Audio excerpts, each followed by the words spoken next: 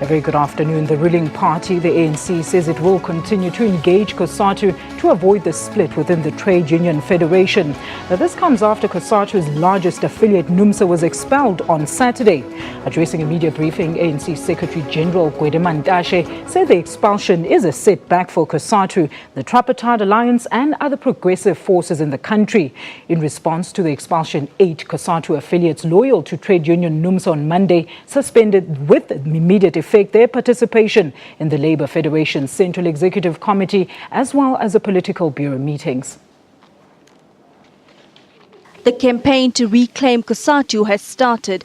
At a media briefing in Johannesburg, 8 affiliate unions are immediately suspending all cooperation with Cosatu's boardroom. These include the SA Commercial Clothing and Allied Workers Union, the Communication Workers Union, the South African State and Allied Workers Union, the Public and Allied Workers Union of South Africa, the Democratic Nurses Organization of SA and the SA Football Players Association. FAU General Secretary Katishi Masemole addressed the media on behalf of the unions.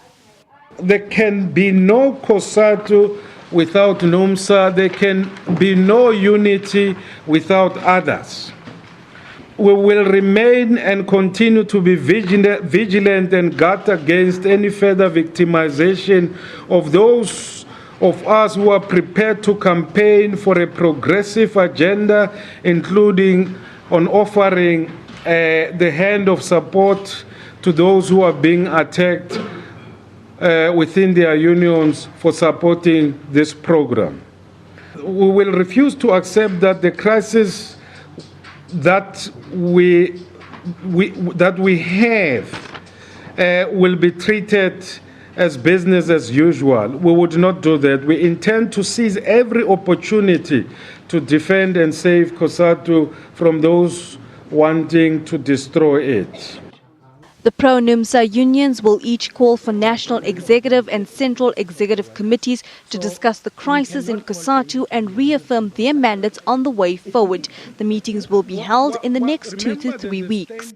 We will be supporting our comrades in NUMSA, and we will be campaigning for a reversal of their unconstitutional expulsion.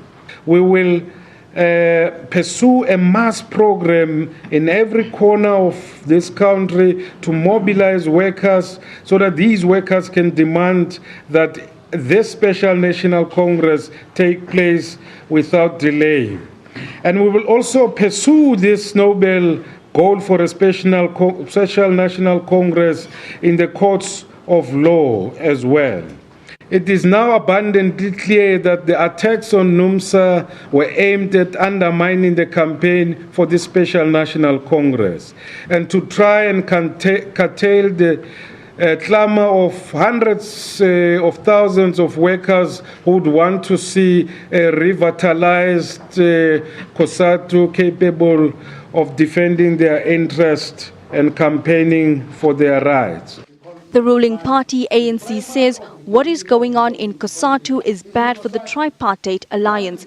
Addressing a media briefing, ANC Secretary General Mantashe said the party will send Deputy President Cyril Ramaphosa to help patch the cracks within Cosatu.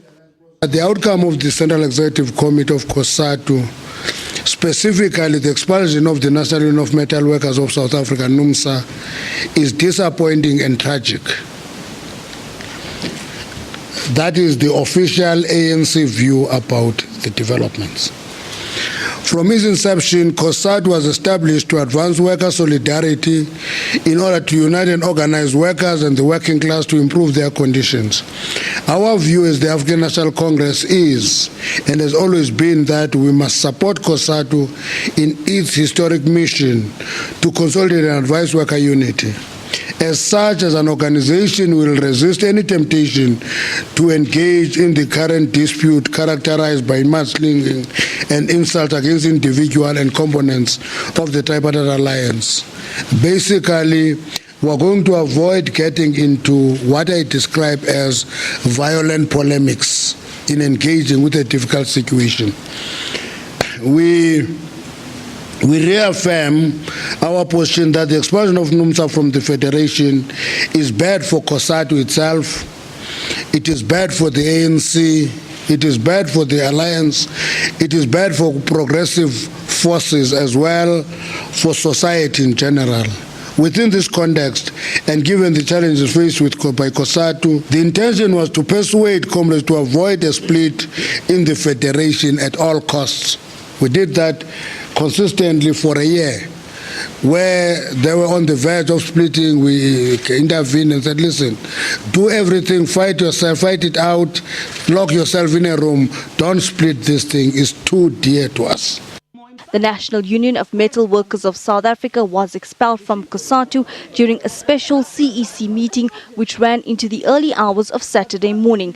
During the meeting, NUMSA presented its argument to Cosatu on why it should not be expelled, but this did not stop it ousting by 33 votes to 24.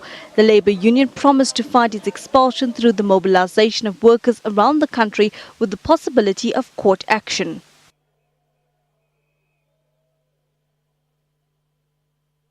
Now to talk about the developments at Cosatu, we are joined on the line from Cape Town by Mr. Terry Bell, a Labour analyst. Mr. Bell, very good afternoon to you. Thank you so much for joining us on PM News, sir. Good afternoon to you too.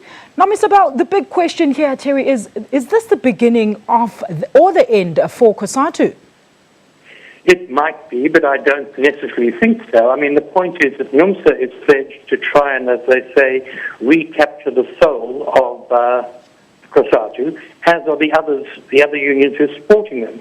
The argument here, quite simply, is, look, we have had a lot of differences which have tended to paralyze the unions. We've not been doing the work we should have done. We've not serviced our members. There have been these political infights.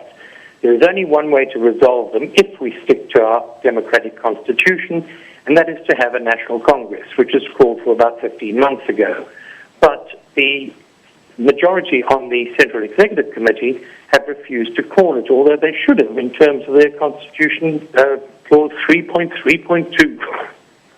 Mr. Bell, let's now talk about the 8 affiliates in support of NUMSA. For them taking this stance on the matter, what does this allude to? We're also hearing reports that they actually feel that Cosatu's decision should be reversed as Cosatu violated its own constitution.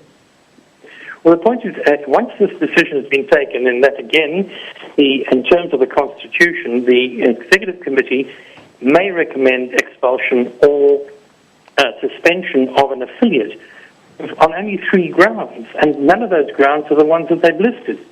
So one could argue that it's completely unconstitutional. However, again, this is a matter that surely should go to not just this elite at the top.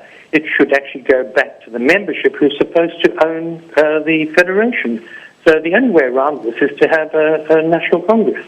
Do you think, are we likely to see this go to court on this area if it is found that Cosatu did in fact violate the federation's own policy, Mr. Bell?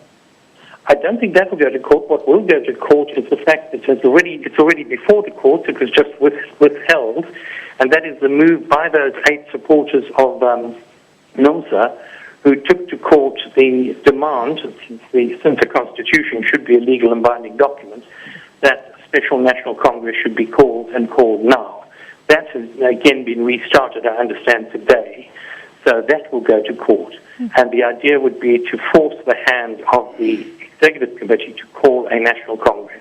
Mr. Bell, now it's an open secret that NUMSA and Cosatu were not on the same page on many matters. So why the fight to remain in the federation? They are so openly critical of. What's the sense in that, sir? Well, the point is it's not NUMSA and Cosatu. I mean, each of the affiliates have their own different policies. I thought today Grady Mantash, the Secretary General of the ANC, was rather disingenuous when he talked about the fact that, we have to sort these matters out basically in the boardroom. You've always had these differences. You can go back to 1993 and the Cosatu Congress, where NUMSA actually brought to the floor a motion that the Cosatu should not affiliate to the tripartite alliance. And they lost, but they stayed within Cosatu. There have been many instances of this. Think back to 1996, when Grady Mantash was the General Secretary of the National Union of Mine Workers. He brought to the floor a resolution that all Cosatu affiliates should be bound to pay a sub every month to the South African Communist Party. And that was turned down. So these matters, have been debated, the political matters, the differences, etc., and that remain together because each affiliate of Cosatu is an independent entity that comes together within the basis. But It is supposed to be on a democratic basis. And when you have differences between affiliates, they don't get sorted out in what I noticed was called the palace talks, where Ebola has taken place, I heard today, all these very colourful sort of expressions. It should go back to the membership, to the rank and file. And hopefully this is what we're seeing, because none of these unions over recent times have actually been terribly democratic. They've all become a bit bureaucratic. Mr. Bell, the ANC says it will continue to engage Cosatu to avoid the split within the Trade Union Federation. What does this tell us about the party's mediation in the Labour Federation? Well, I didn't understand why they intervened in the first place, but of course, yes, because they're part of an alliance, they could give a recommendation, which they have done. But to avoid a split, why should there be a split? The point is the only people who are really worried about a split, because a split might mean a split from the alliance, is the South African Communist Party that has relied heavily on the Cosatu leadership, most of whom a year or 2 years ago were members of that party. But there's been a split within the Communist Party, and there have been people who said, look, this tactic of being part of an ANC-led alliance has not worked. We have never been able to push our policies. And we should remember one thing. In 1996, the combined trade union movement, that was Cosatu, FedSol, which became Fedusa, and NACTU, put forward a different macroeconomic policy to that followed by the government. It was a policy that said you put redistribution first, and then that leads to growth, rather than growth leading to redistribution, the old trickle-down theory. Now, that has remained in place. That's still the ANC's policy. So these unionists are now saying, look, it hasn't served us at all. We should stay outside and support any political party that supports policies that we are in favour of. Mr. Bell, thank you so much for your time right here on PM News. All right, that's Mr. Terry Bell, a Labour analyst, talking to us about the ramifications of NUMSA's expulsion from Cosatu.